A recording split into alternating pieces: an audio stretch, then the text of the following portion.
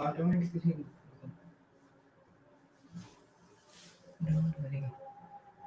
It'll automatically go live. Yeah, you're live. You're live. Mm. It came.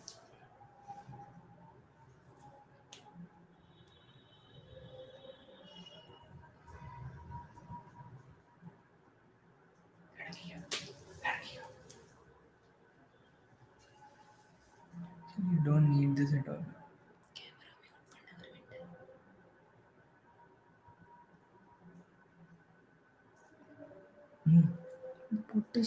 You are live, Geeta ji. Yes, okay. Huh? In the screen? Wait. Okay. Put it seriously. You don't need that screen. Good evening, dear friends. Namaste, and a very, very warm welcome to this Sunday session. This evening, we will be spending some time together reflecting on the relevance of the Bhagavad Gita and the wisdom that it offers in the current COVID-19 scenario.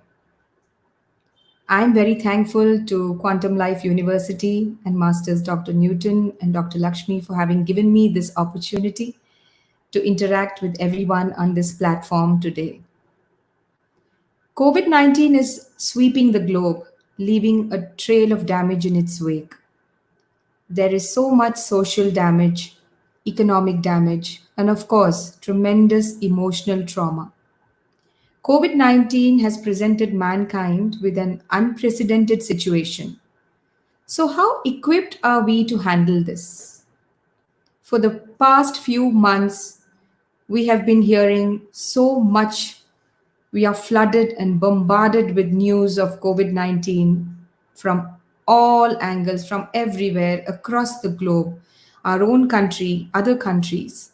Every day we are bombarded with statistics, with so many stories that it's very easy to sink into despair and a feeling of hopelessness.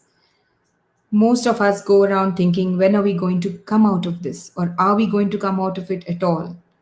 Is there going to be light at the end of the tunnel? So, how do we connect to the Bhagavad Gita in this scenario? This is what we will be doing today in this evening session. And I thank all of you who are joining us for this session today. While it would be very, very easy to draw a parallel with Kurukshetra and say that mankind is fighting an unseen enemy, the coronavirus, we see that being frequently said around us. We see it in the news, terms like battle against COVID or the fight against COVID. This is where we need to take a pause and rethink. It is not a battle against the virus, not at all. The virus is not the enemy. It has appeared at the right time as a philosopher, guide, and teacher to us when humanity needed to make that shift. So we need to accept it for what it is. The song Eternal, the Bhagavad Gita, is a treatise of universal significance, as we all know, and it is considered a panacea for all ills physical, mental, emotional, and spiritual. After all, we exist in this earth plane, and our goal is happiness, liberating ourselves from suffering. That is the bottom line. And we aim for physical well being, mental well being, emotional stability, and spiritual grace. This is what we aim for in life. This is what a fulfilling life should be made of. And the battlefield of Kurukshetra is often taken as a metaphor for the canvas of the sum of life experiences. We know that Lord Krishna was not an advocate of war.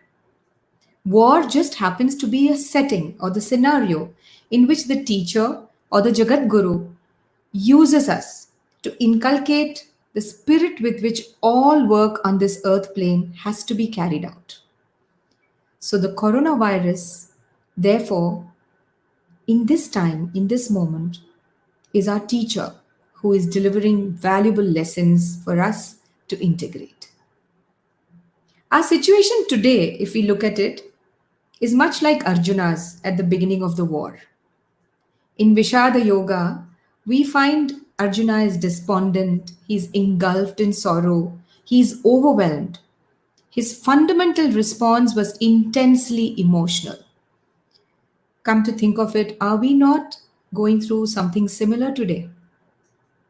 The mind of Arjuna, who was otherwise a very courageous, great warrior, he was a hero. But in that context, his mind was clouded, his convictions were unsettled, and he was in a state of complete confusion and despair. So, we are also in a very similar situation today. Look around us. COVID has killed thousands across the world. All of a sudden, it has rendered totally meaningless many of the things which we as a society invested in. Many of our goals, burning desires, pursuits, and pleasures, which had so much meaning a few months ago, they no longer seem relevant or important. A huge shift has taken place in the way we view life now. And this pandemic, no doubt, is taking a toll on humanity physically, mentally, and emotionally. Doctors and healthcare workers are under intense physical strain and emotional drain. Many are gripped by fear and anxiety. People are losing loved ones suddenly. There is a trauma of family members' inability to even bid a decent farewell to their loved ones. There is a trauma of isolation, trauma of quarantine, the trauma of doctors watching patients succumbing to the virus while they stand by and watch helplessly. There is a trauma of stigma attached to a patient who is tested positive. All of this can bring about a lot of fear, worry, anxiety because we are dealing with the unknown. Every day, something new is being discovered of the virus. There is a lot of rumor floating around. There is a lot of news regards to the virus. But we really don't know. We are fed with horror stories that provoke anger and hopelessness at the same time. And there is widespread confusion and a sense of helplessness and despair. In such a situation, what can we draw from the Gita? When Arjuna stands in the battlefield just before the beginning of the war, when the two armies are arrayed, he looks at the army, the enemy camp, all set for battle, and he's completely overwhelmed by emotion. And he says, Drishtve swajanam Krishna yuyutsam samupasthitam Sidanti mama gatrani mukham cha parishusyati. Krishna, seeing my own kinsmen all arrayed for battle here, my limbs are giving way. I'm shaking, I'm trembling. My mouth is drying up. What do I do? I'm in despair. And at one point, he actually throws down his Gandiva, he puts it on the ground, and he just collapses. And what is Krishna's response? Krishna says, Kutastva kashmalamidam vishame samupasthitam. My dear Arjuna, from where has this faint-heartedness come to you? How has this delusion overcome you in this hour where your courage is needed the most? This kind of weakness is not befitting an honorable person. It will not lead you to higher abodes. It will actually lead you to disgrace. So arise, awake, Arjuna. This is not how you should be behaving. This is what Arjuna hears from his mentor Krishna on the battlefield. Throughout Gita, we see that Krishna's advice to Arjuna is to uphold his dharma, the dharma of a Kshatriya warrior, and to uphold it selflessly amidst the chaos, not becoming paralyzed by fear or despair or even anxiety, fear of the outcome of the war. What is dharma? Dharma is the philosophy of right thought and action governing the order of things. So, the most fulfilling life is one aligned with one's own swadharma, one's own dharma. From that perspective, what matters most for all of us now, wherever we are, whatever we are, whatever the role we are playing in life right now, is to be able to do what is needed without succumbing either to fear or to despair or to anxiety or weakness caused by any of these, and without being attached to the outcome. Doctors and healthcare workers need to discharge their duties selflessly and courageously without being attached to or shaken by the outcomes. Not an easy thing in this scenario. Renouncing the fruits of action, they must remain steadfast. Seeing death all around them, they must not lose composure. Amidst news of death rates and mortality rates and ticking counters that keep reminding us of figures and statistics, what can we draw solace from? What are the master's words in such a scenario? What happens if we succumb to such things? What does he tell us? We are dealing with death on a daily basis. We are listening. All around us, there is news of death. Sometimes in the neighborhood, sometimes in the very next door. Sometimes it's about other countries which are facing this. And there is always comparison. The US is doing badly, Italy is doing badly, now India is third, India is fourth, Brazil is doing badly, people are dying. It's horror stories, and this can have a tremendous impact on us. And when we succumb to fear, automatically our immune system gets suppressed. So what does the Lord say? What does Krishna say? Yes, death is inevitable when you are here, when you are a mortal. But is there real death? No. Najayate mriyate va kadachinnayam bhutva bhavita va na bhuya. Ajo nityah shashvatoyam purano na hanyate na hanyamane sharire. The soul has no birth and no death. The self is unborn, eternal, primeval, and knows no death. The soul is not slain when the body is slain. And we can draw immense solace. Maybe we have lost someone dear to us. Maybe someone whom we know, an acquaintance. Or maybe it is just the news of so many deaths. And we feel, why are innocents dying? What is happening? Why are we becoming victims to this virus? There is a reason. So the dharma of every individual in this COVID scenario is to do one's best in that particular hour. You may be a doctor, you may be a healthcare worker, you may just be a common citizen, you may be in the police, you may be a frontline worker. We call them COVID warriors today. Yes? Is to follow, we follow government directives. Our dharma is to look after ourselves and our family members to the best of our ability. Follow practices, follow all that has been laid down, the rules that have been laid down, social distancing, simple things, hygiene, wearing masks, helping others wherever possible. Paropakara, wherever possible, let us reach out, let us help each other, let us help family members, let us not get caught up in turmoil. All said and done, we must embrace the fragility and vulnerability of life and respect the fact that neither life nor death are in our complete control. We have to act in the world as it is now, accepting all that is. That is very important. Accepting things as they are, and at the same time doing our best to improve things. So, what is called upon here? Equanimity in the face of adversity.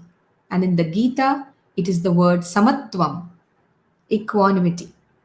We must not turn away in disgust or despair, even when we look at the worst that life can do to us. Even when we are plunged in every kind of loss or bereavement or humiliation, we must not let go of equanimity. For this, one has to be a sthita prajna, one who resides in stabilized consciousness. In the second chapter, Arjuna asks Krishna, what is the definition of a sthita prajna? How does he walk? How does he talk? how does he conduct himself? And Krishna replies, O Partha, it is he whose mind is untroubled in the midst of sorrows, free from desire amid pleasures, he who has given up passion, fear, and anger. He is called a Sthita Prajna. He who is able to withdraw his senses from sense objects like a tortoise, which withdraws its limbs into its shell. At this point, let us remember that much of the misery that we have brought upon ourselves today and also to Mother Earth is because of the lack of self control. There is so much lust, greed, materialism. All of it has contributed to the plight in which we find ourselves today. That is what we need to understand. We need to understand that at this hour, what is called for from us is to follow our swadharma, do the best we can. For Arjuna, Krishna says, considering your duty as a warrior, don't waver. For a warrior, there is no better engagement than fighting for upholding of righteousness, which is what Arjuna was called upon to do in the war. So, swadharme nidhanam shreyaha, paradharmo bhayavaha. Krishna says, it is preferable to die in the discharge of one's duty than to follow the path of fear. Don't follow another's dharma, follow your own swadharma.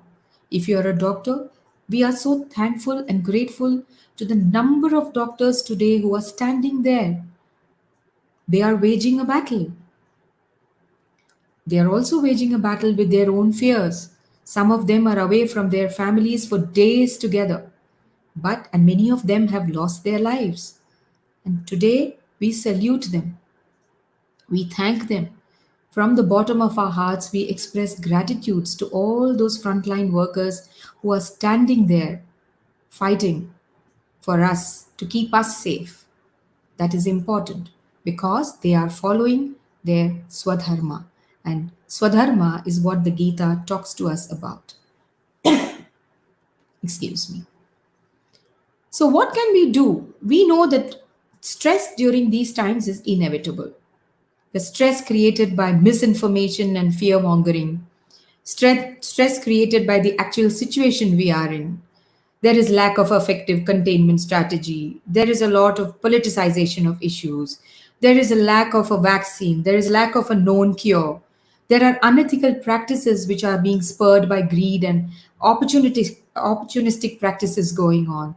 Even in this situation, people want to make money. Maybe they're doing it out of fear. Maybe they're doing it out of a fear of survival. There are people losing their livelihoods. People have lost homes and, of course, loved ones. So, what can we do? What should one's mindset be in this hour?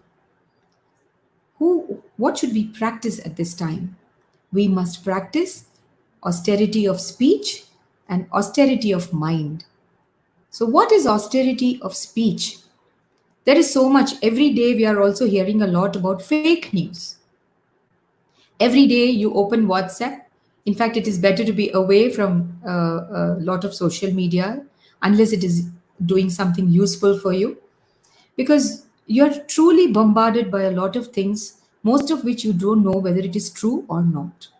So every day we see the papers and they keep warning us, please do not fall victims to fake news. Do not fall victim to rumors. There is a lot of rumor being spread. Now we are at a stage where we do not know what is true and what is untrue. We do not know. And so what do we do? What can we follow? We cannot control certain things which are beyond us. We cannot control others. But we can exercise a lot of self control. And the Gita talks about this. So let us practice austerity of speech and austerity of thought, austerity of mind. Therefore, it is as important to practice spiritual hygiene as it is to practice physical hygiene. Physical hygiene is a given. Now, over the past few months, we have all got used to practicing intense physical hygiene to keep ourselves and those around us safe.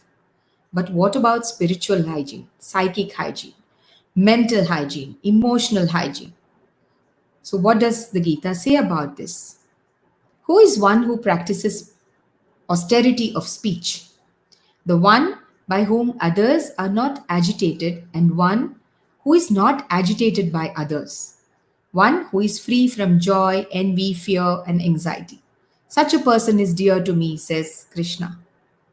And he says, Anudvekakaram Vakyam Satyam Priyahitam Chayat. Austerity of mind lies in simplicity, self control, and purity of thought. Use words in control. Do not agitate others with your words. And stick to the truth and be simple. That is very important. Manah prasada saumyatvam. Austerity of the mind is very important. Pure thoughts. Do not agitate others and do not stay agitated. It's very important. And then Arjuna says, Krishna, but the mind is very turbulent. It is strong. It is obstinate. And now it appears to me that it is more difficult to control than even the wind. What do I do? It's as if I'm swept away by my thoughts. And then Krishna says that use your mind to liberate yourself with the help of your own mind. Atmaiva Atmano Bandhur Atmaiva Ripuratmanaha. The mind can be your greatest enemy, but it can also be your greatest friend. So train yourself. Train yourself to use your mind to uplift yourself, not to sink yourself into some kind of abyss, abyss of despair, abyss of hopelessness. Because the mind is like a wild, untamed horse. It will run here and there and it will lead you along with it. And once you get entangled in all the drama of the mind, then you will not be able to escape. And therefore, we must act with conviction and act without fear. And in this hour of need, we must set high standards. This is what our doctors are doing. This is what a policeman are doing. This is what people at the borders, our soldiers are doing. This is what all the COVID warriors are doing. And no one is big or small or great or less great. Each one of us, you may be just sitting in your home. You may not be a doctor. You may not be a healthcare worker. You may not be a policeman. But you are doing your best by contributing to the safety of your society, by following rules, staying at home, not troubling others. Are you not? You have to act with conviction. Wherever possible, lend a helping hand. Say a kind word if you know somebody who is affected. Please lend a helping hand. You can say a word of encouragement. We know today that many people are suffering from the stigma attached to COVID-19. And what is killing people is more the fear than the virus itself. In fact, the numbers say something very different. There are a lot of people dying of dengue. There are people dying of malaria. But we have created a monster out of COVID. Is that actually necessary? No, it is not necessary. And that is why austerity of speech and austerity of thought is very important in these times. And therefore, Krishna advises Arjuna and he says, whatever is done without faith, whether it may be sacrifice, it may be your swadharma, it may be austerity, any other act, it is useless. Ashraddhaya hutam dattam. So he says, Ashraddha, don't be careless or callous in your approach to life. Act with conviction, act with courage, and you know that you are right. You may die in the process, you may lose your life, but it's okay because you are not really dying. Now, if we look at it, there is, as I said previously, there is so much talk about mortality rate. There is so much talk about death rate. And, there is this counter always ticking. If you just browse news channels, which I have stopped doing for quite a number of days now, you will see that, there is this counter ticking. And at 3 o'clock, and then at 5 o'clock, and at 9 o'clock, and before you go to bed. So it's very important. There is a lot of statistics about death being given out to you. But if you are secure in the knowledge that death is not there at all, so there is no death rate really. That is what Krishna seeks to tell you. There is no death rate. The soul is unborn, it is eternal. Vasamsi jirnani yatha vihaya navani rahanti saroparani. All you are doing, all your soul is doing, is changing the garment of the body. That is all your soul is doing. So, does the COVID 19 really bring death? Not at all. Maybe it is bringing you a new life. That is what it is doing. Tatha sharirani vihaya jirna yanyani sanyati tayani dehi. So, after all, when you die, all you are doing is shedding your old garment to don a new garment. That is all you are doing. So, fear not. Don't fear death. And don't talk about it all the time, creating monsters in the mind. We do not need to deal with those demons. All you need to be is the sthita prajna, in stabilized consciousness. That is true awakening. Once you are awakened to that knowledge, you are automatically a self-realized person. You do not have to, don saffron robes. You do not have to run away to to the Himalayas. You do not have to shut yourself away from. No, you do not have to. You can be a householder. You can be in the thick of work. You can be whatever you are doing. You may be a professional. You may be a banker. You may be whatever you are. You may be a student. All of life has come to a standstill today. We underwent lockdowns, we went through lockdowns, and somewhere we also became locked down. We locked ourselves to knowledge and we opened ourselves to fear, which is not necessary. So, what does Krishna say? He says, please, Arjuna, awake, arise, sever the ignorance and doubt in your heart with the sword of self knowledge. Use the sword of self knowledge and cut away all that ignorance and doubt that is arising. Because the mind, it's like bubbles rising. Every minute, every second, with every breath, the mind brings up so much of turbulence and turmoil that you feel that you are unable to handle it, and some point it overwhelms you. Change is inevitable. One must learn from tough times, and we must learn to embrace change. So, then what do we do? What about the lifestyle that we should adopt? Are there any guidelines for the lifestyle that we should adopt? Yes, today there is a lot of talk about hygiene. And we have already spoken about it.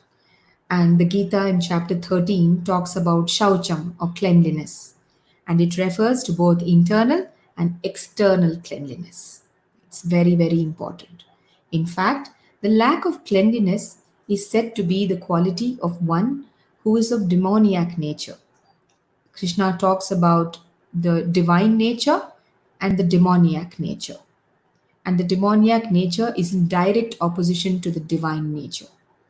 And we all know that we are the divine in mortal form. That is all we are. We are all interconnected, and the divine resides in every one of us. Mamatma Sarva Bhutatma. We are all one. And every little thing that we do creates ripples and goes across and affects the whole globe, all of humanity. So let us not consider ourselves petty or trivial and say, oh, after all, I'm just this, I'm just sitting at home. I'm just practicing a little reflection, or I'm not doing anything much. No, every little thing that you do has a tremendous effect on all of humanity. And in fact, what we have collectively done is what has brought us to this juncture today. Let us remember that. So, what does the Gita tell us about lifestyles? What does it speak to us about? Does the Gita say anything about what we should do? Oh, it says a lot. More than 700 shlokas. It's a lot. And we could go on and on and on and on. But what we are doing today is we are just focusing on what is most relevant, what is most important for us as a common man living in these times and facing this COVID 19. So, what is relevant? And Krishna advocates for us the middle path. The middle path is very important. Moderation is important because somewhere deep inside, let us acknowledge that it is extravagance in following the demands of the body and the mind that has led us to this.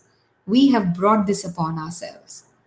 We may admit it or we may choose not to admit it. We may choose to have a very fatalistic approach and we may say that, oh, we are very unlucky to be living in such times. And, this dreaded outbreak, it has killed our lives and it has brought so much misery to us. But let us delve deep. This is a time for introspection. Let us use this time. Let us not say we are stuck at home. No, we are not stuck at home. Not at all. We've been given this break by Mother Nature. We've been given a beautiful break. And this break has been given to us for us to spend in reflection, in contemplation, and to use it to uplift ourselves. That is what we need to do. And therefore, like the Buddha said, the Buddha advocated the middle path. He did not tell any of us, go and sit for 6 years under a tree, go meditate. No. He said, see good, do good, hear good, do the best you can. That is what he advocated. And Krishna says the same too. He says, Yuktahara viharasya, Yukta cheshtasya karmasu, Yukta swapnavabodhasya, yogo bhavati dukkhaha. What is yoga? What is yoga that can, take away this misery from you and make your life truly fulfilling? Yuktahara viharasya, moderation in everything, moderation in eating, moderation in recreation, moderation in sleep, in the sleep state and the waking state. That is true yoga, which will deliver you from misery of all kind. Now, if we were to just reflect on these two lines, we will realize and we will admit to ourselves that this is not what we have been doing. Yes, of course, many of us are practicing to the best of our ability, but as a collective, if we see with globalization and with all the timelines going haywire and with so much travel and with this tremendous speed at which we are progressing, we call it development and we call it progress, but in some areas we have actually regressed. We have totally done away with nature and her cycles.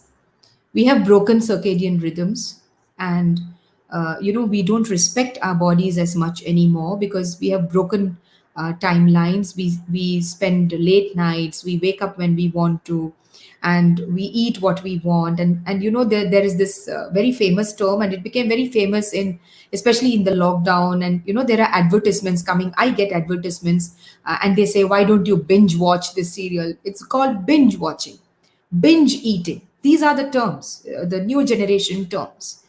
Now, if we were to compare those terms with this shloka, yuktahara viharasya, yukta cheshtasya karmasu, that which is in moderation, your efforts in moderation, your eating in moderation, the food that you consume, yukta swapnavabodhasya, moderation in sleep.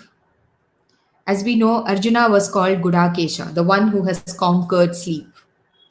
We may not be referring to physical sleep here.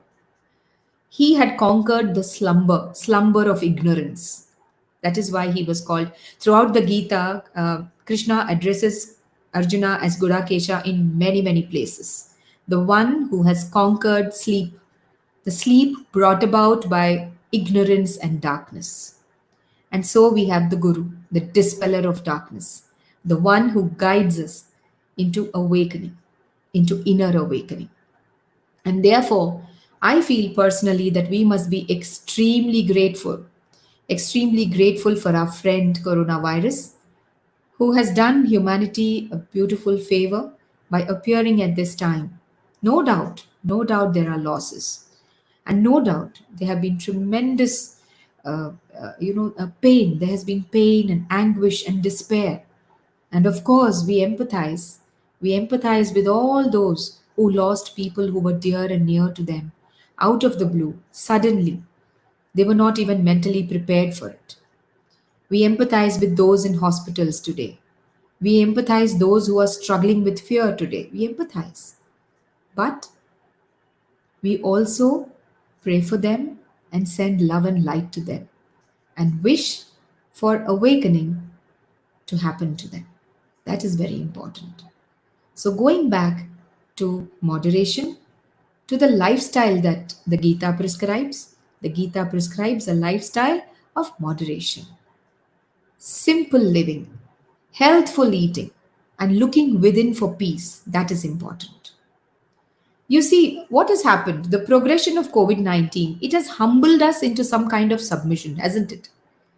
It is almost as if sudden brakes have been applied to our materialistic spree and the mad rat race. We were living in a very frenzied way, as if, we were running a race everywhere. Students, little ones, even. There was this huge competitiveness and living as if, we had to consume and consume, this consumerist tendency, and we had to compete. Egos were inflated. So much was happening. There was so much lust, so much greed, so much selfishness. Everybody was trying to be opportunistic and making hay while the sun shines. And unfortunately, it's happening even now. But then, yeah, we cannot do. We have to accept things. A lot of things we have to accept and move on. And wherever we can, we make those changes. First, we make those internal changes, and then those internal changes translate into changes in our environment. So we be the change that we want to see outside of us. So now what is happening? What has happened? How has the COVID 19 actually humbled us? Families are now spending more time together. We are under the roof. We are with each other. We get to interact more. We are eating home cooked food. We've been forced to, and we must enjoy it. There is nothing like eating food that is cooked with love, eating together, praying together, maybe meditating together. And people are just buying just what they want. So today, wherever you see essentials. Was this word so much in use just a few months ago, maybe towards the end of last year, if you were to look at November, December 2019, or even early 2020, when we had just welcomed the new year? We were not talking about essentials. Today, we are talking about essential supplies, essential groceries, and we are talking of essential amenities, and the focus has shifted away from luxuries. Today, life has become a luxury. So there is a lot of focus on simple living. And this was always what was prescribed. Do not go into extravagance. Do not go into that mode. Just look within, introspect. Nature today is undoing the damage which we have done, which merciless mankind has done to us. And we have no choice but to submit humbly to Mother Nature. She knows what to do, and she has done it in time for her to recuperate, for her to come out of all the torture that we have inflicted upon her. And how have we inflicted this? What have we done? We have misused Mother Nature. We have misused our bodies. We have misused the resources that she has offered. And we have gone about life with a lot of pride, conceit, harshness, ignorance. And who do these qualities belong to? These are qualities which belong to those who are of demoniac nature, according to the Gita. So, what is important for us is to realize where we are right now, where we stand right now. It is very important for us. And what does Krishna advise Arjuna when Arjuna is overwhelmed by the kind of despair with which we are overwhelmed today? He says, be steadfast in the performance of your duty, O Partha. Abandoning attachment to success and failure, just be unwavering when faced with this situation. Do not waver. That is very important. Equanimity in the face of adversity. Lead your lifestyle, and you know that there is adversity. We are faced with it, we are facing it. It's staring us in the face. So, what can we do? Do we choose to sink, or do we choose to stay afloat? How do we stay afloat? By practicing equanimity, equilibrium, samatvam, yogastha kuru karmani, sange tyaktva dhananjaya, siddhya siddhayo sabho, bhutva samatvam yoga uchyate. Samatvam, equanimity, that is very important. Let us maintain equanimity. So the Lord tells Arjuna that Arjuna, what you need now in this hour of grief for you, it is an hour of grief. He is going to see his own kinsmen, his own relatives, his uncles, his grandson, his own cousins, all of them being destroyed in the war, all of them losing their lives. There are going to be millions of deaths. They say it was about 1.6 billion, if we were to talk in today's terms. That was the loss of life that happened during the Kurukshetra war. And just like what Ashoka faced at the end of Kalinga war, which prompted him to take up Buddhism. Ashoka was appalled at what he saw, the bodies lying one on each other, blood all around. And that was the moment when the shift happened in Ashoka. And he chose to give up being a Kshatriya, and he said, I want to adopt the path of the Buddha. That is what happened with Ashoka. But here, Arjuna is called upon by the Lord to perform his duty, his righteous duty. And that is why Krishna says, be a sthita prajna. Move around like a sthita prajna. Do your duty. Stay unwavering. Stay in equilibrium. Practice samatva. And just go ahead. And if in the discharge of your duty you are to lose your life, then it's okay. Because you are not really losing your life. You never do, because you were never born and you never died. I am me and you are you. That is what he says. Ahamatma Gudakesha. Sarva Bhutashaya Sthita. Ahamadischa Madhyam cha Bhutana Mantayevacha. I am the beginning and the middle and the end of all that is.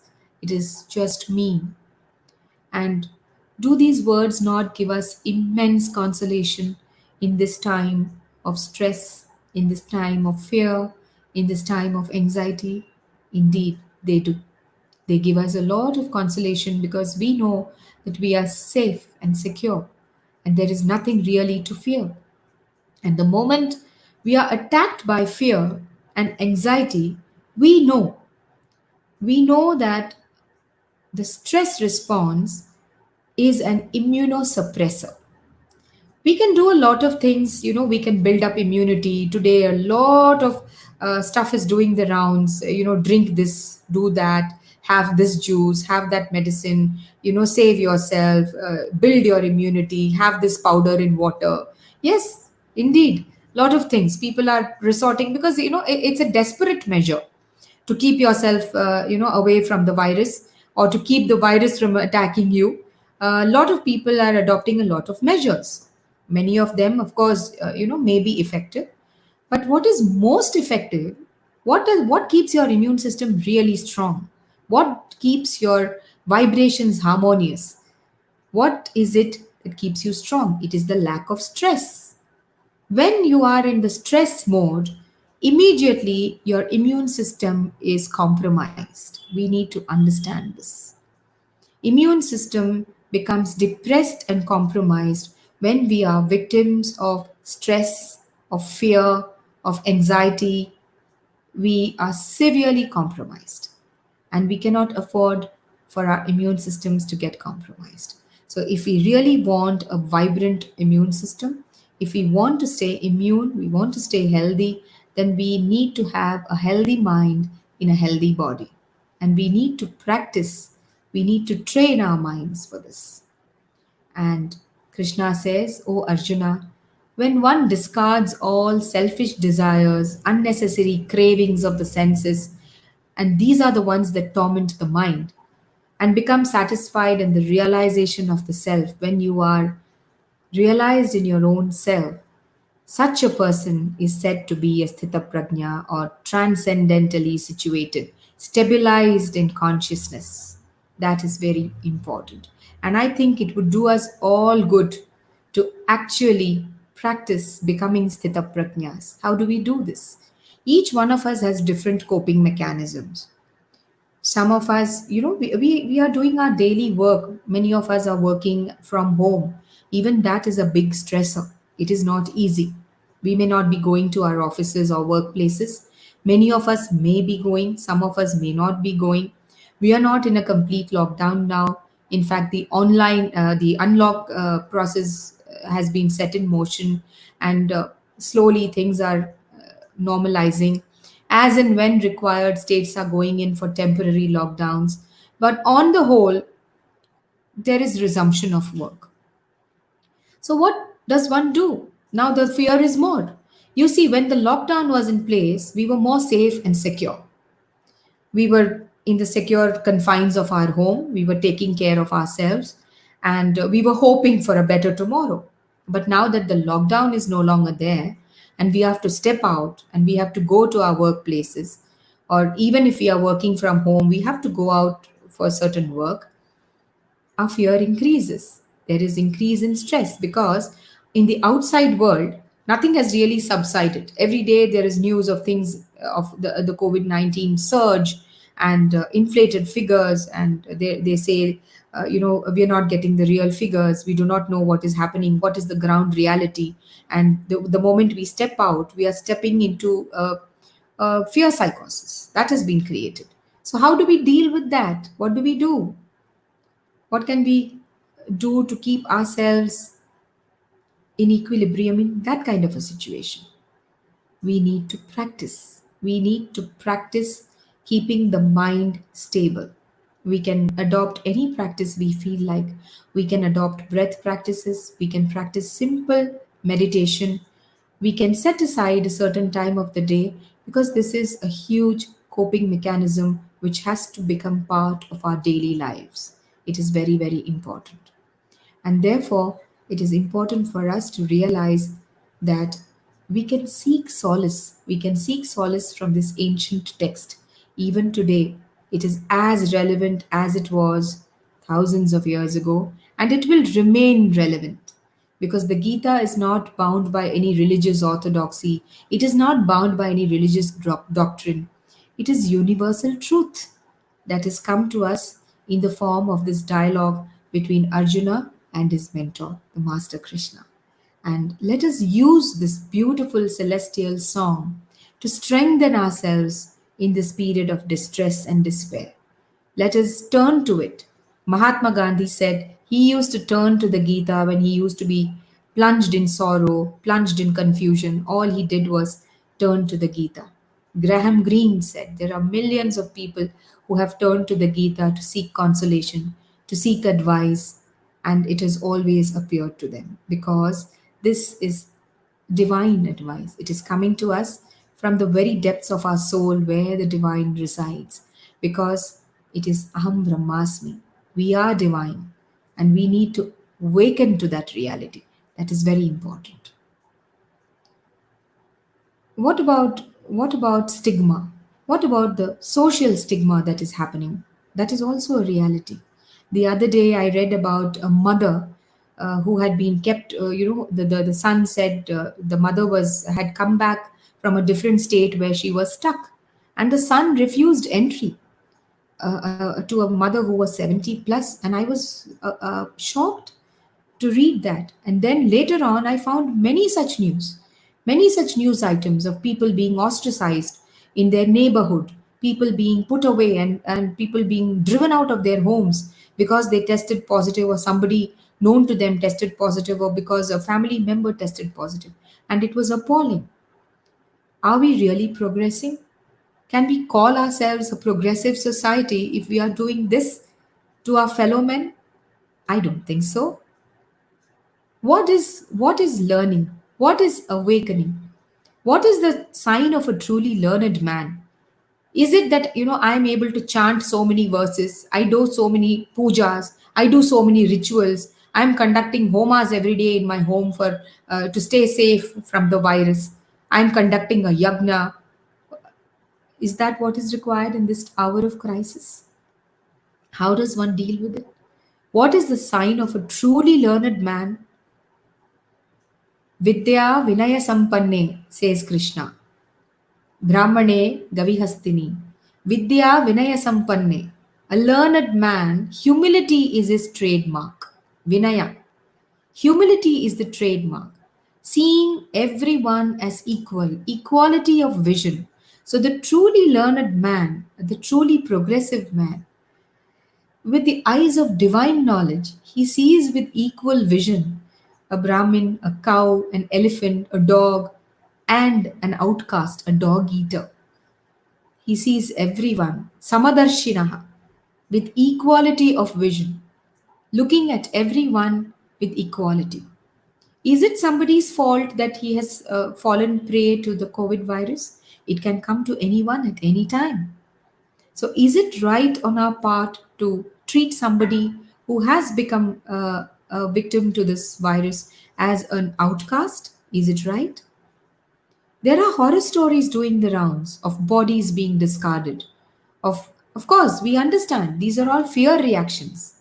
And it is this fear that we must fight. Because this fear is stemming out of what? It is stemming out of ignorance. It is stemming out of deep ignorance. And it is not the virus that we must fight. It is this fear, this darkness, and this ignorance that we must fight. So that we can stand together, stand united. That is very, very important. Yomam pashyati sarvatra, sarvam cha mai pashyati. For one who sees me everywhere and sees everything in me, I am never lost. Tasyaham na pranashyami, nor is he ever lost to me. So the Lord says, I have your back.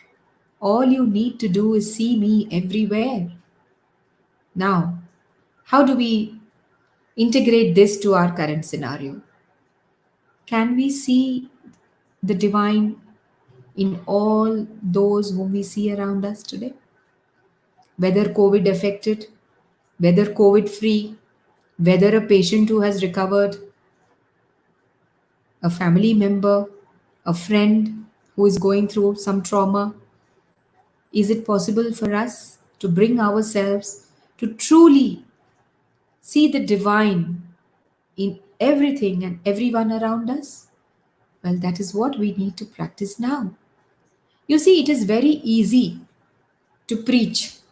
It is very easy to talk of lofty ideals when times are good. It is extremely easy, to recite the scriptures, to fall back on a lot of maybe Vedic texts or texts connected to each one's religion, and to say this is quoted here, this is quoted there, and this is how we must live. All very easy in good times when everything is going well. Now, today, this scenario has called on our inner reserves of strength, challenged our resilience like nothing ever has. Yes, there was the flu 100 years ago, but we were not there then, or maybe we were in different bodies. A few hundred more years ago, there was something else, and many such pandemics have come and gone.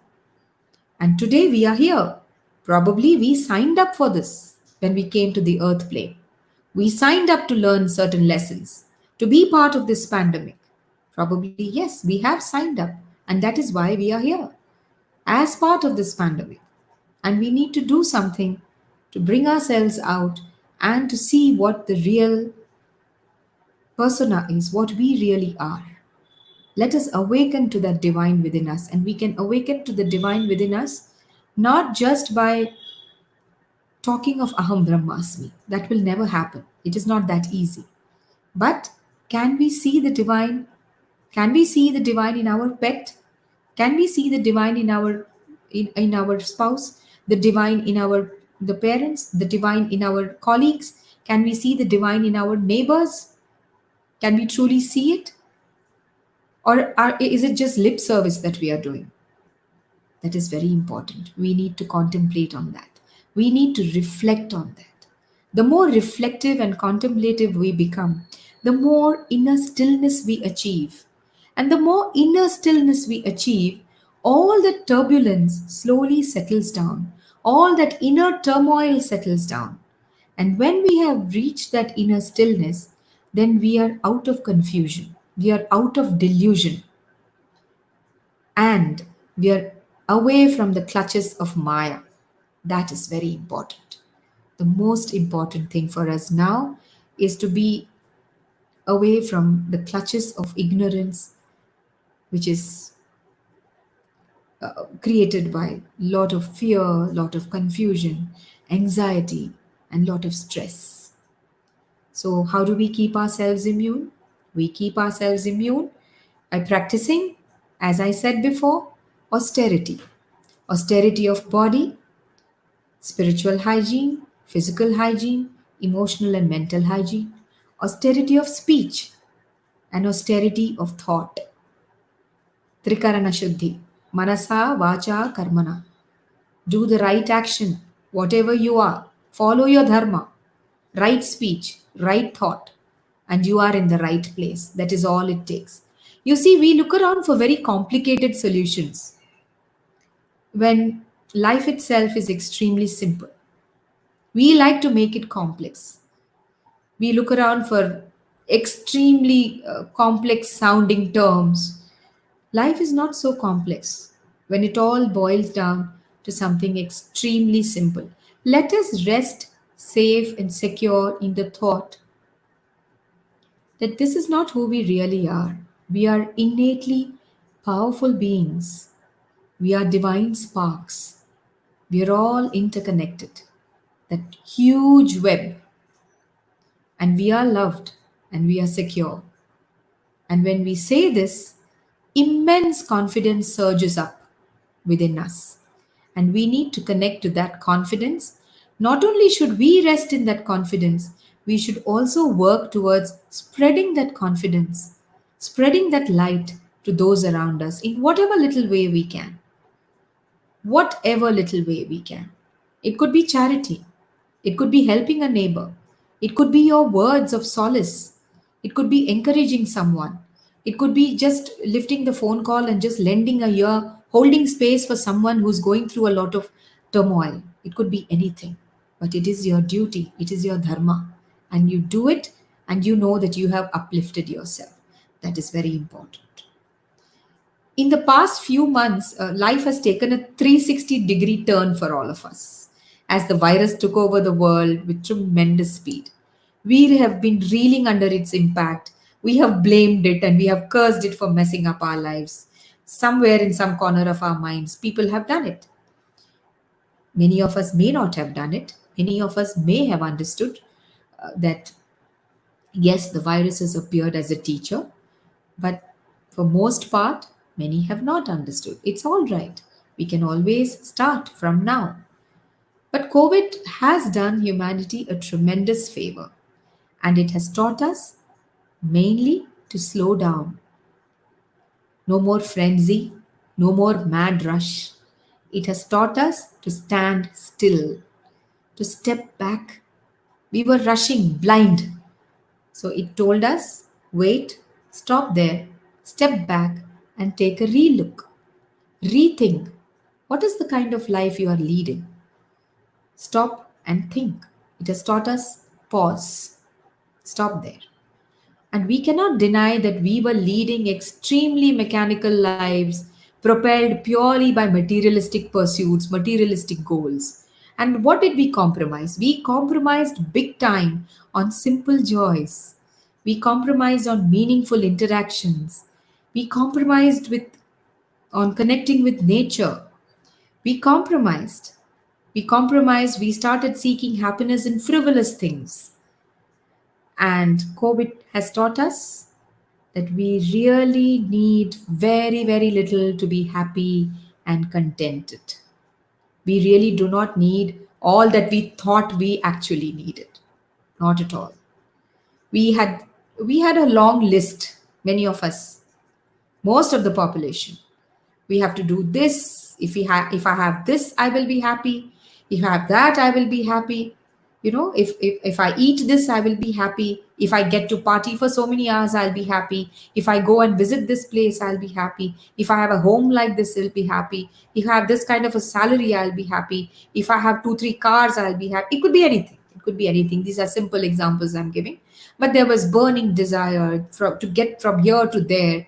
We wanted to jump, we wanted to reach somewhere, and there was a mad rush, and we blinded ourselves to reality.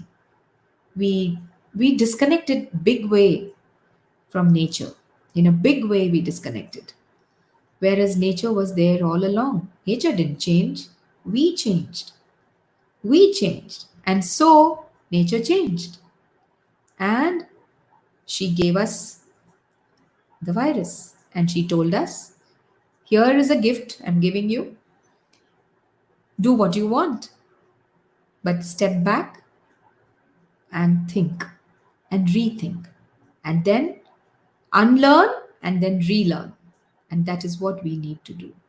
And the biggest lesson, as I said, we have learned is we really need very, very little to be happy and contented. Most of what we thought we needed has, if you have seen, it is submerged now. It has gone into the background, totally put on the back burner. We don't need any of that.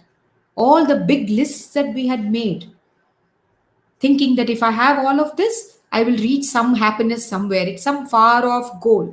Happiness is lying somewhere there, and I have to reach. I have to cross so many milestones, and then I will find that happiness. And happiness is elusive. It is like the butterfly. You run behind a butterfly, and you are not going to catch it. But you sit still, sit quietly and calmly, and very soon you might just find the butterfly sitting on your shoulder, flapping its delicate wings. And that is what we have to realize now. It is time. The time is now. Not yesterday, not tomorrow. COVID has taught us to live every moment meaningfully. And this lesson is the most beautiful lesson that we needed. So, talking of contentment, what does the Gita say? When Krishna is asked by Arjuna, tell me, O Arjuna, tell me, O Krishna, I'm sorry, please define those qualities. Who is dear to you? Who actually rests in you? He says, tell me, I don't know. As I said in the beginning, when he asks, Sthita Prajna Ka Bhasha, what is the language of a Sthita Prajna? How does he walk? How does he talk? How does he conduct himself? Similarly, in every chapter, the questions of Krishna are a few, of Arjuna are a few, and the answers of Krishna run into many, many verses. So basically, Arjuna is just asking.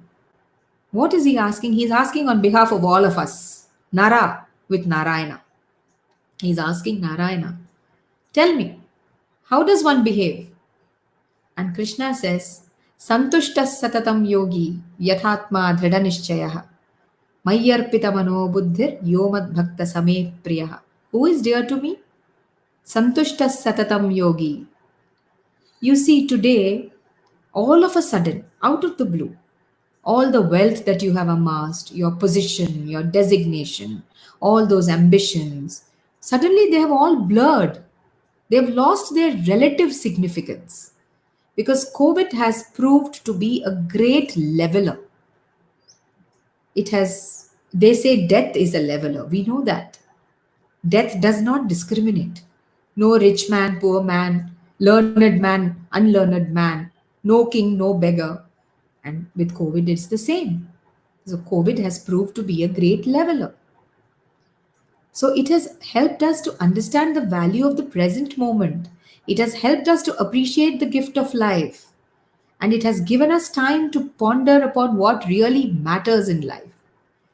And so Krishna says, Santushtas satatam yogi, and how beautiful it is to even imagine such a life. Santushtas satatam yogi, eternally contented. Dridhanishchayaha, determination. Strong willed and yet contented. Contented because you are self realized.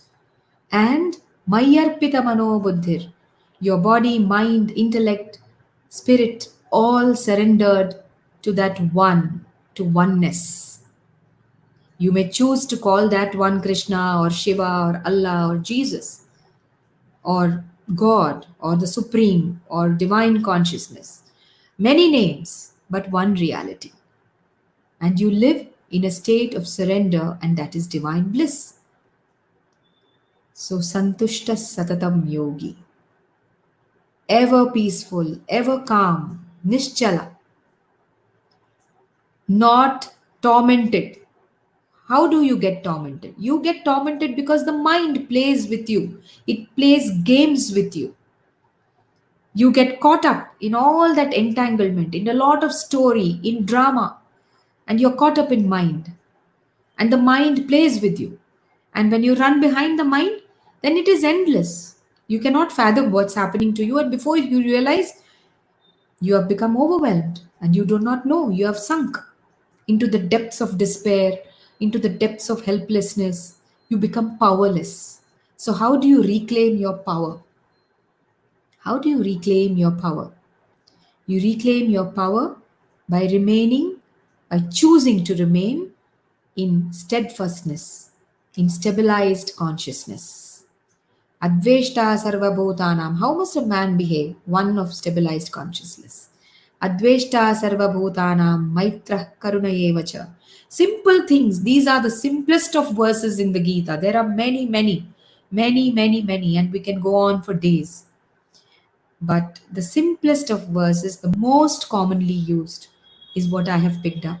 These are very close to my heart, and they keep playing because these are extremely simple. Even a child can understand. Adveshta sarvabhutanam maitra karunayevacha. Compassion towards all living beings. Compassion towards animate and inanimate. Do not see anything as different. Stay away from discrimination. Stay away from anger. Stay away from envy and jealousy and pride and conceit and all of that. Nirmamo nirahankara, mamatvam, sense of proprietorship. This belongs to me. Mamatta. Mamata creates a lot of attachment, a lot of entanglements. And today, COVID is teaching us that mamata is of no value. Nirahankara. Put that ego aside. An inflated ego does not do you any good. And when you are without this, what happens? Samadukha sukhakshami. Stable minded in sukha and dukkha. That is, you are not overjoyed and elated and going on cloud nine and getting carried away by pleasures and joys. Neither are you sinking into depths because of the sorrows that have befallen you. So you are equipoised. That is the word. Equipoised, stable in in the face of death and destruction, stable in the face of victory and triumph and joy. So adveshta sarvabhutanam maitra karunayevacha nirmamo nirahankara samadukha sukhakshami. Again, samatva, equanimity. One who is equipoised in the face of all the turbulence that one is faced with. And therefore, santushtas satatam yogi yathatma dridhanishchayah mayyarpita mano buddhir yomad bhakta same priyah. Very, very beautiful lines. Very, very beautiful lines, which, they just collectively tell us what we need to be in this hour. What do we need to do? Those who restrain all the external organs of action, and they go about saying, oh, I'm very restrained, but they continue to dwell on sense objects. They take their pleasures and they get driven by pleasures. So the Lord says these people are in a state of delusion. They act as if they have gained complete victory over their senses, but in the mind, they are dwelling on those sense objects. So does it help? He says such people are hypocrites. So they are not truly away from the senses. He says only those people who sincerely try to control their senses with their mind and engage in working without attachment, discharging their duties without attachment to the fruit of action, only such people are truly karma yogis. And that is why he says, Karmanyeva adhikaraste ma phaleshu kadachana. There is nobody who does not know this or has not heard about this. So he says, you have a right only to action. Surrender the fruits of action to me. Perform your prescribed duties, whatever they may be.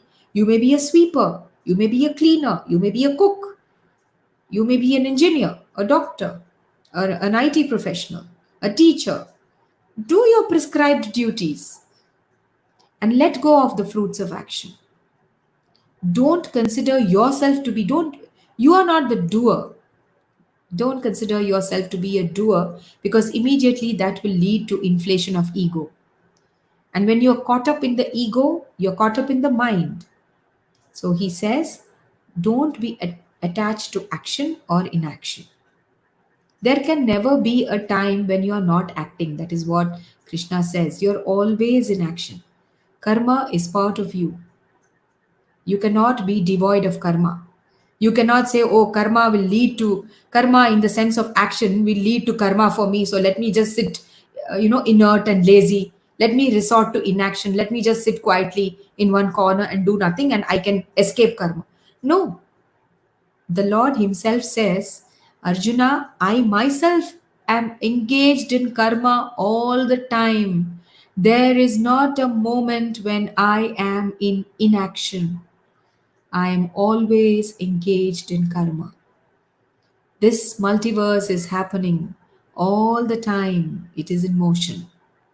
There is no split second where things have come to a standstill. So, Krishna says, perform your work, set an example for the good of the world, and whatever actions such people do, when they do it with sincerity, with commitment, the common people follow such actions. This is for our leaders, maybe for the government, for people who are leading us. So Krishna has a word to say for them also. Krishna compares, he says, look at Janaka Maharaja. He did not give up. He was a karma yogi. He was rich. He was a king. He enjoyed all the pleasures that a king enjoys. But he was a yogi. He was a householder. He was not sitting in some mountain and meditating. He discharged all his duties, but he was a highly evolved saint. And that is why Krishna says, Yada charati shrestasta devetaro janaha sa yat pramanam kurute lokasta danuvartate. Perform your work to set an example for the good of the world. Whatever actions great people perform, common people follow them. Whatever standards you set, all the world will pursue. So, when leaders set great standards, then the people follow them. So, it is therefore imperative that those of us who are in positions of leadership, we need to do our duties with commitment, with honor, so that others learn and follow. We must set the right example. We must become good role models. That is very important. This pandemic also has done something else. It just crossed my mind the other day. All of a sudden, this pandemic has uplifted collective thought. And I personally feel this is a very beautiful shift that has happened because at this very moment, thousands across the globe, even as we are here, thousands across the globe are today reflecting, maybe at this very moment, on the true meaning of life. So look at the shift that has happened because of the COVID virus. There is a huge shift that has come about. There is reflection, there is contemplation, and this is a good sign because all of us are suddenly thinking, how can I make life better? What can I do to improve? What can I do to work upon myself? And therefore, we should thank the virus for giving us this opportunity, for giving us this time to reflect and to contemplate and to make us better versions of ourselves. That is very important. As Lord Tennyson said, the old order changeth, yielding place to the new. The old order is changing, and we have to welcome the change. The change may be bringing with us a lot of turbulence, loss, bereavement, and we may be reacting sometimes in anger and in grief and in desperation. But there is always a solution. There is always the inner reserve of strength which we can call upon. There is always the resilience which we can call upon. It is there within us. All we need to do is connect to that resilience. All we need to do is to connect to the divine within us. That is the most important. Therefore, what can we do now? What kind of coping mechanisms can we resort to? Can we set aside a little time of the day to spend and to send out some good energy and vibrations to the whole globe, to all the countries, to all the continents, to all the people? Can we do that? It is not something very difficult. We can set aside a little bit of time to meditate, to turn inwards, to become antarmukhas from bahirmukhas. We have been given this gift of time. We can paropakaram, lending a hand, maybe lending ourselves in service to others, whatever little we can. Let nothing be a constraint. Paropakaram idam shariram. Like the river, like the tree, like the cow, they all, Mother Nature, they are all beautiful examples of just paropakaram. They exist for others. Can we try and become paropakaris in the real sense of the word? Can we try and exist not just for ourselves, steeped in selfishness? Can we strive for a truly noble and selfless existence in these times? What can we do? I would love to get your views on this. Each person may be developing their own mechanisms for living out this period. We do not know how many months it will take, whether one fine day we will find ourselves out of this, or whether it is going to take us some more time. Mother Nature knows best, the divine knows best. And we also know that we create our own reality. And the quicker we integrate, the more willing we are to learn our lessons, then the more willing the virus will be to live in peace and harmony and leave us to move ahead in life. And so it is very important. Let us take out some time to reflect on this. Let us take out some time to think about this. Let us do whatever we can to make our lives better, to make others' lives better. What is it that we can do to live a truly fulfilling life? A life that is aligned to our Swadharma, a life that is aligned to the universal principle of love. Love is all that is real, all else is illusion. So we need to soak ourselves in that love which is always available to us, in that light which is always available to us. It is we who have blinded ourselves to that love and light because of our ignorance. We are steeped in ignorance. So we need to pull ourselves out. And we have this beautiful gift. We have this Gita, which was a gift given to us by the divine. We can always go back to it as and when we want. I am not a master of the Gita. I like to call the Gita a course. It's my favorite term. I like to call the Gita a course in self mastery. It is not necessary to be proficient in all the 700 odd verses. I don't know all of them by rote. I just go back to it as and when I need. Something just pops up, and miraculously, it is just what I need for that moment. And this has been the experience of many people who have taken refuge in the Bhagavad Gita. It is the beauty of divine intervention. Just when you want, when you feel confused, when you feel you are in need of help, when you feel that you want to fall back on something, You just open up and read maybe a verse or two, and you can rest assured that that will be the answer that you're seeking for that moment. That is very important, to realize that yes, we do have a way out. We can always go back to it as and when we want. It has been given to us for eternity. We may go and we may come back, like the brook. Tennyson's poem says, "Men may go and men may come and men may go, but I go on forever." The river, the stream says that. It says, "Men may come and go, but I go on forever." And we are all part of this eternity. We come and we go in cycles of birth and death. But we have been gifted a glimpse of eternity through this beautiful, beautiful Bhagavad Gita. So let us keep going back to it over and over again as and when we need it. Because all those pearls of wisdom, it is a repository of pearls of wisdom. The Gita is a beautiful reservoir, and we can plunge into it as and when we want, and we will get whatever we need at that very moment. That is the beauty of the Gita. Going back, going back to what we were talking about, how do we need to conduct ourselves in these times of, in these stressful times? We spoke of the simple austerities, the most common austerities which we can practice. We need not do anything very, very big. Well, simple things. Can we exercise a lot of self control in speech?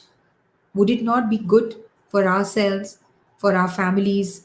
We hear of a lot of turmoil being caused because families have suddenly been thrown together without a choice. I read somewhere that, because people are staying together in a closed atmosphere from morning to evening, each one is stressed out. Some are stressed out because they are uncertain about their work. Some are stressed out because they've probably lost a job. Children are stressed out because they are not going out to play. They are not getting enough activity. Many of them are sitting simply in front of their computers for hours together, and they do not know what to do. They do not have a vent. There is no outlet. And there are arguments going on at home. Each one is venting something out on the other. People do not know how to conduct themselves in this situation. It is not that in every home you're going to find two, three meditators and people who are realized and they're going to sit there and everything is. No, that is not ground reality.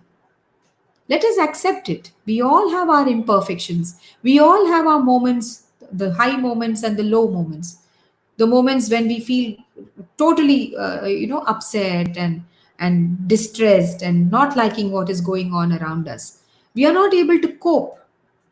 We want mechanisms to cope. And these mechanisms are not going to come to us from the outside. Of course, external help is available. One such mechanism is this Sangha, this little interaction that we are having now, this spending an hour or so talking about, reflecting on something to the best of our ability, contemplating on something. Yes, this is also a form of outlet and a form of learning and a form of progressing, uplifting ourselves, and we have to keep doing it frequently. What about a home where out of the blue you are very stressed out, and you can suddenly your speech can turn dirty. It can turn stressed. That is the time when you have to understand and immediately connect back to this little thing we learned today of austerity of speech. What are the kind of words that we should use? Anudvekakaram vakyam, satyam priyahitam chayat. I am repeating myself. Words that do not cause distress. And this is as much true as for words we use with our beloved family members as for the kind of messages we send. Because you see, today I find so many people are all the time, because you see, we are trying to mask, we are trying to run away from something. And so we have social media, We spend hours on WhatsApp and Facebook and scrolling through messages and reading something, forwarding something, unnecessary forwards, and sharing. And is all of it good? Is all of it really doing good? Is what we need to step back and think. And what are the kind of words? Anudvekakaram vakyam, satyam. Are we addressing the problem of fake news here? It looks as if the Gita has addressed the problem of fake news quite some time ago. So Lord Krishna says, use words that do not cause distress. Do not use words that agitate others. Don't use them at all. Don't say anything. But don't say things to agitate others. Use words that are as close to the truth as possible. Use words that are inoffensive, beneficial, words that do good. Otherwise, don't speak.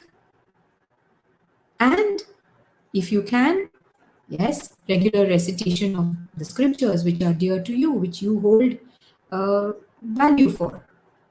These are what are declared as austerity of speech. That is very important. He who is not a source of annoyance and agitation to anyone, and who is not agitated by anyone, both are important. Both are important. You must not be a source of agitation to somebody. Your presence must not agitate somebody. On the contrary, your presence must elevate another person. That is the kind of person you should aim to be. Yasmanno dvijate loko, lokanno dvijate chayah.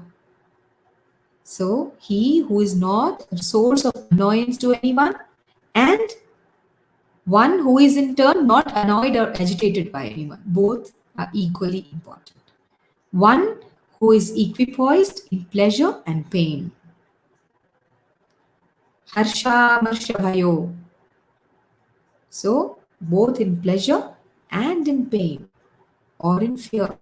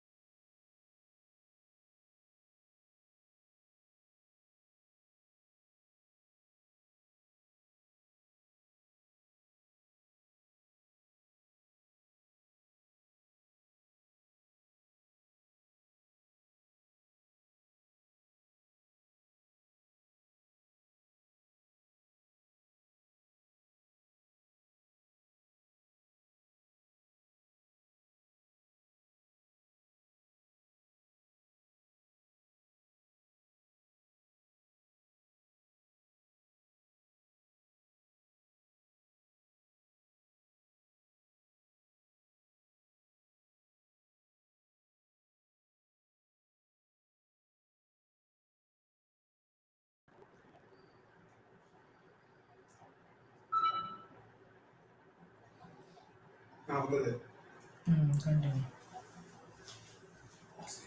I'm sorry, there is a little issue with the power. There is some disruption, and my apologies for the same. For all those who are out there, all those who have joined, uh, let us catch up from where we stopped. So we were talking about food. What kind of food? Today we are focusing on that in COVID times. We are eating simple, healthy, home cooked meals. And a lot of us have become healthier in the process. And we need to thank COVID for that. We are eating food that is freshly cooked. This was not a luxury that was uh, available to us when we were all running around working.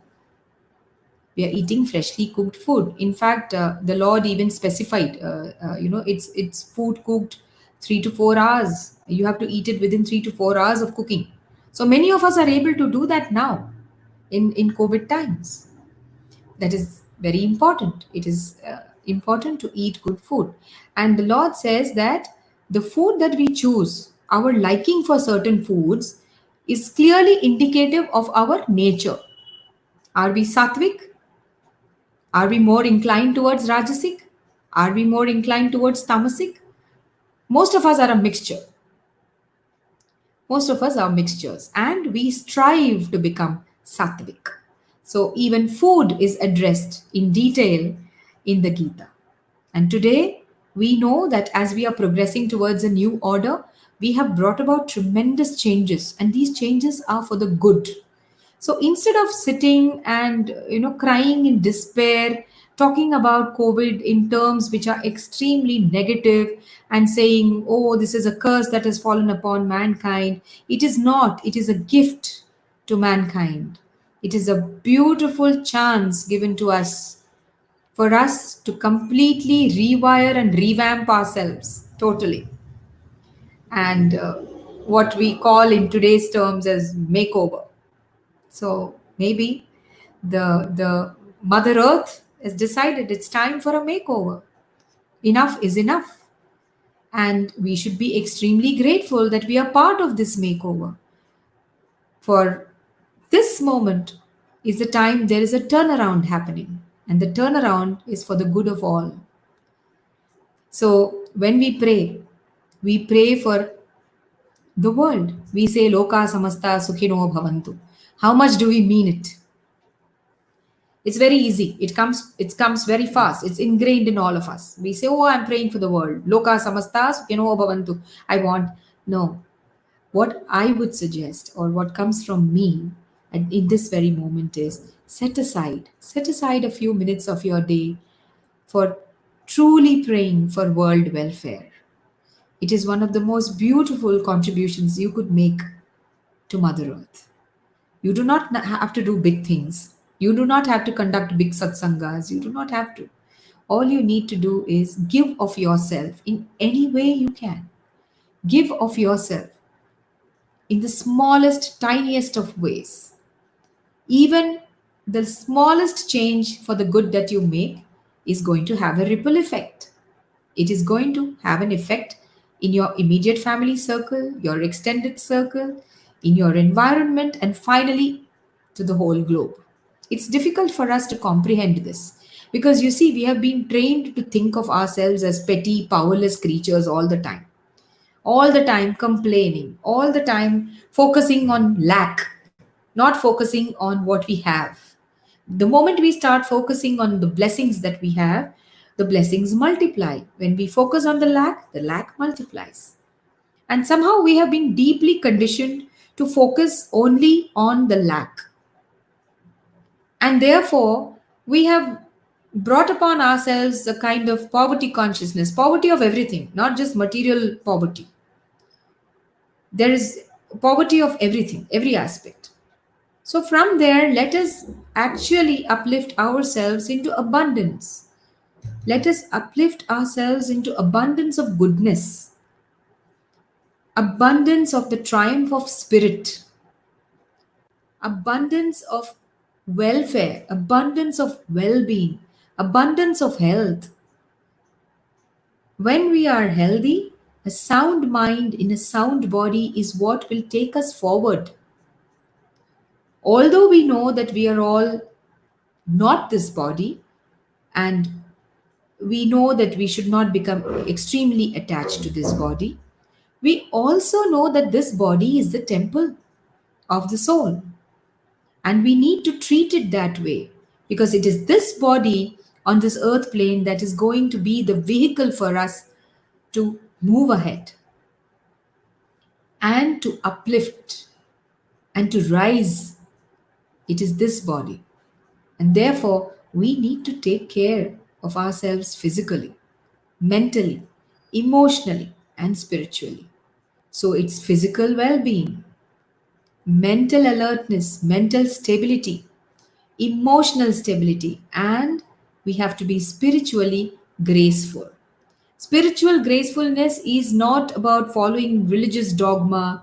It is not about, feeling vain and arrogant about some spiritual practices that you're doing and saying that, oh, I do this, I sit and do japa for so many hours a day, or I meditate for so many hours a day, and therefore, I'm above the rest.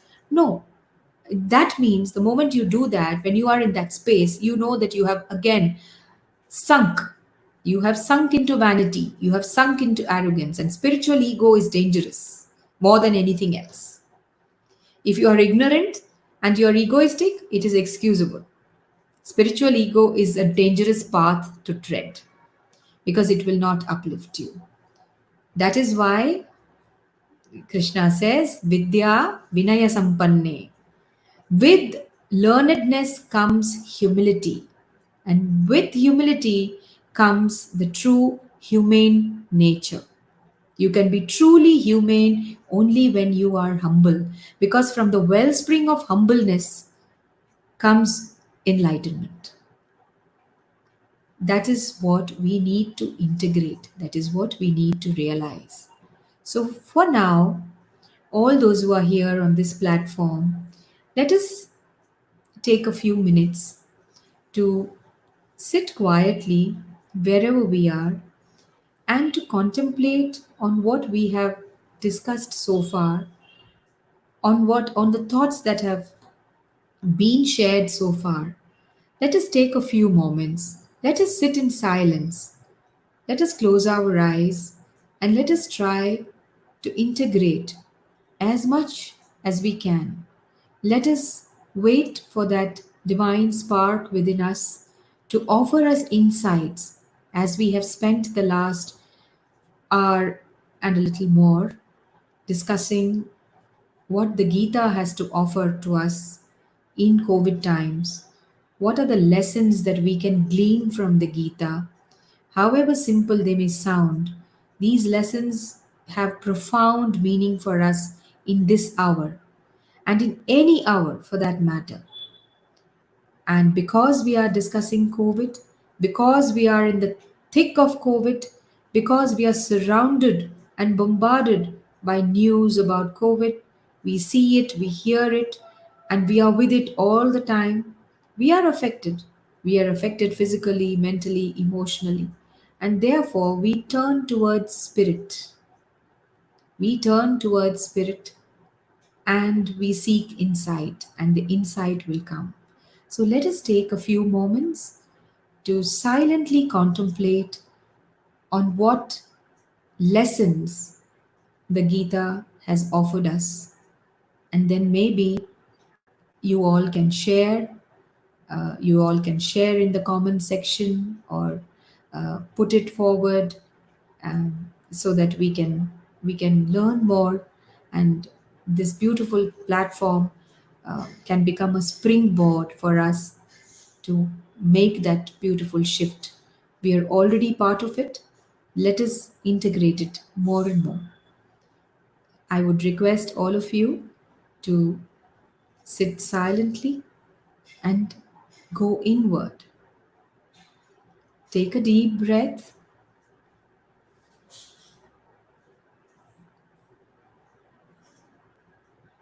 Sit in the most comfortable posture.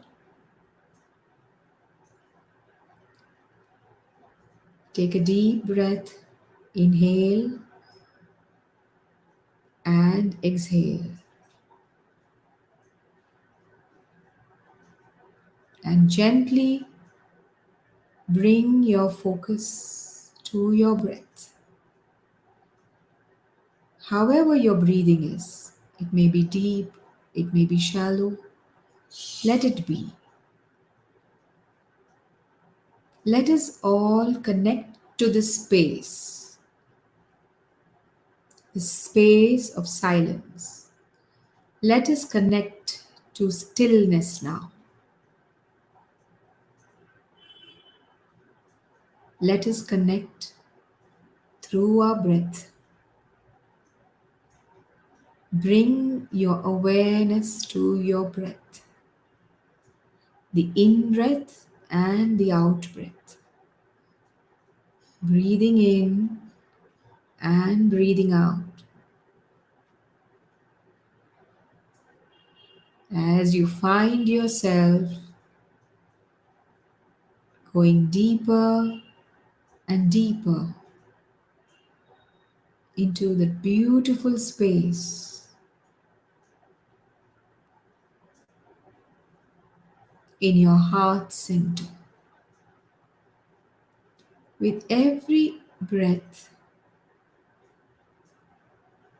shift your awareness to your heart center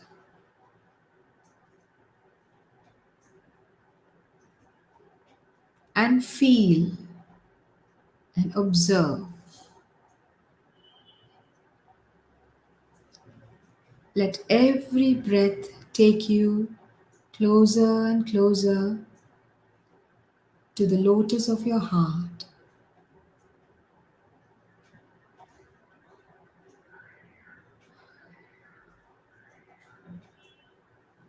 Connect to the divine light residing in that lotus.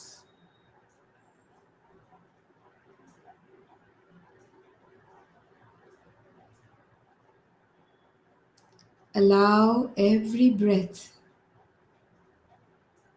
to connect you more and more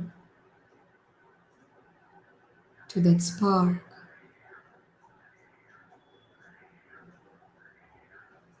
which is within you, which holds all the answers, that spark of wisdom that is right there within you. Open yourself to receive those answers from that very light.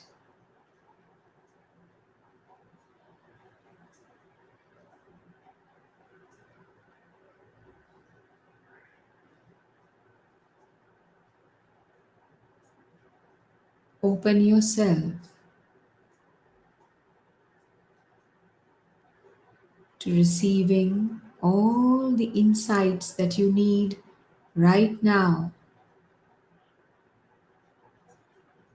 in this hour, in this situation, knowing full well that all that you seek, you will find within.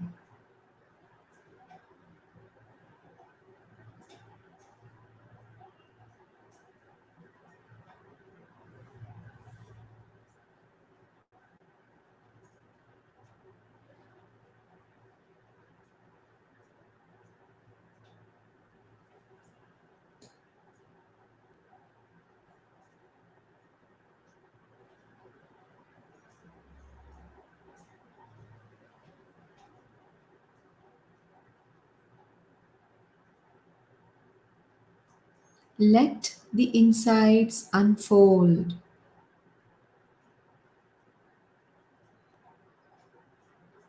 For each one, the answers which are most relevant now,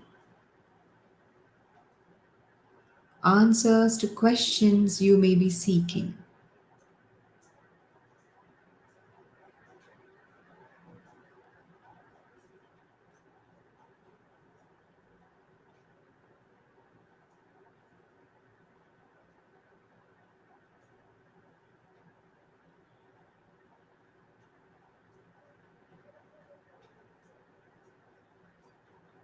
moving away from the chatter of the mind.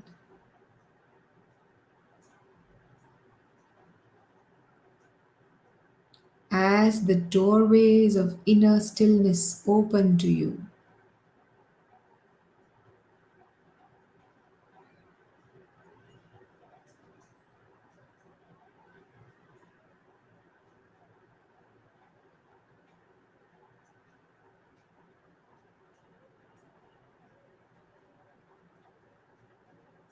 see those answers flowing towards you.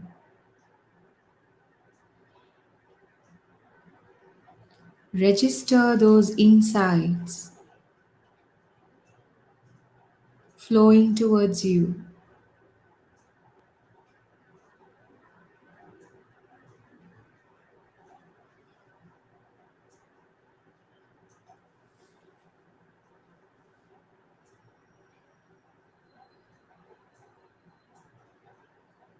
All that you ever needed, all that you will ever need in this journey has already been there and will always be there.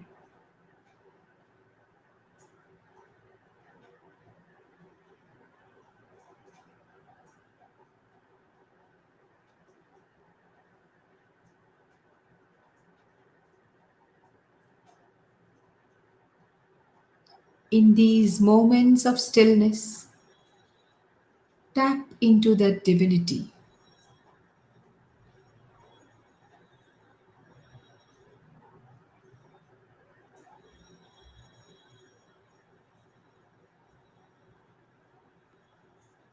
Tap into the true you,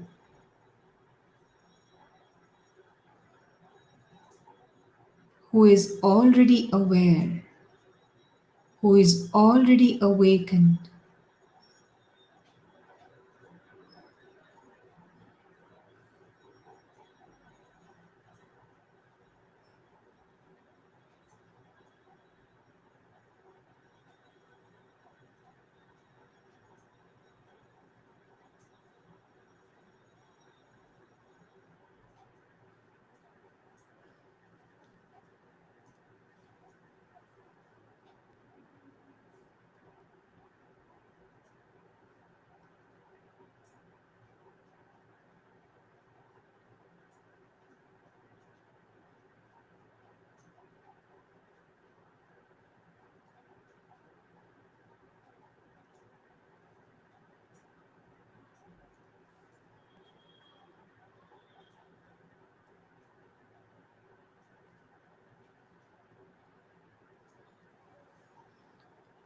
When you are ready, you can choose to gently come back into the present moment.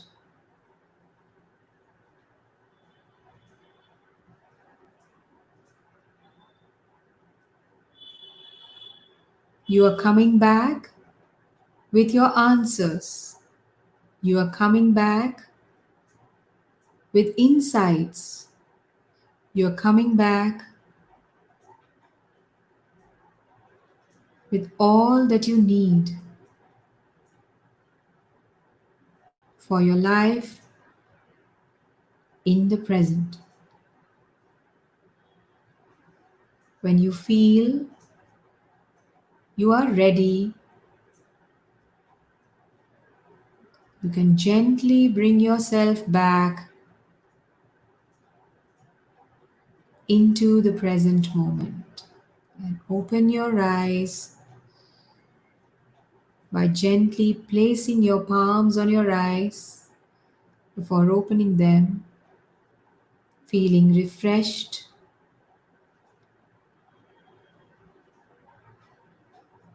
connected to that stillness,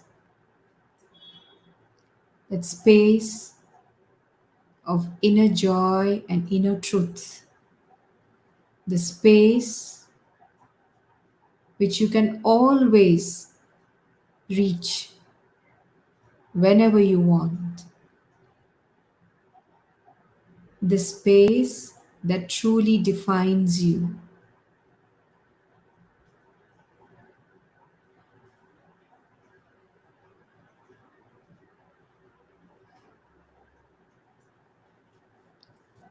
I hope the past few moments have brought you what you needed, what you were looking for. You can always choose to go back to this space because it is part of you, it is you. And the more you keep going back, the more you will learn and the more you will connect to your higher soul, to the inner wisdom, to your inner self, the inner self which sustains you, which is you, and which has all the questions and all the answers that you ever need. Dear friends, it was a very gratifying experience for me, this session today, and I genuinely hope, although there were a few interruptions which were beyond my control, I genuinely hope that this session was beneficial for you and you enjoyed it as much as I did. And I would like to close this session today by thanking all of you who are present on this platform here today with me, by thanking the divine for this opportunity. And I would end with the serenity prayer. This prayer is also extremely, extremely close to my heart because I chanced upon it when I was a young girl. I was all of 15 and I read it somewhere. And it somehow at that point made a very deep impact upon me, although I didn't know why. So I remember reading it and then coming back home and writing it on a piece of paper, which has stayed with me. And the serenity prayer is also very relevant for our times, the time which we are living in now. So join me as I say this prayer, as I leave you with these thoughts. God, grant me the serenity to accept the things that I cannot change, the courage to change the things I can, and wisdom to know the difference. I leave this session once again with a word of gratitude and a word of thanks for all of you. And thank you to Quantum Life University for this beautiful opportunity and for this beautiful association. Thank you, dear friends. Thank you so much and wish you all health, happiness, and inner awakening always. Thank you, dear friends.